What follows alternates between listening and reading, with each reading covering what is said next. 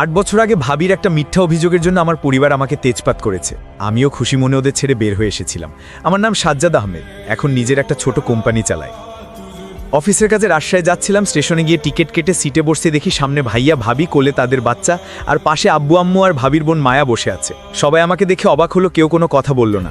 বলবেই বা কেন, আমি তো 8 বছর ধরে তাদের কাছে অপরাধী।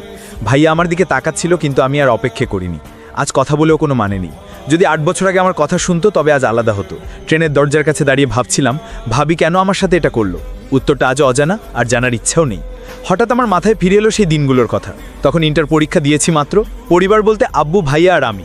একদিন আব্বু আমার রুমে এসে ভাইয়ার বিয়ের কার্ড দিয়ে বলল, বন্ধুবান্ধবকে দিতে বল। আমি কার্ড দেখে অবাক, পরশুই বিয়ে, অথচ আমাকে কিছু বলা হয়নি।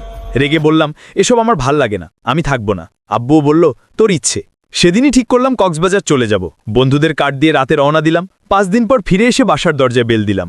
দরজা খুলতেই দেখি এক অচেনা মেয়ে, একদম পরীর মতো। তখন বুঝিনি সে আমার ভাবির বোন মায়া।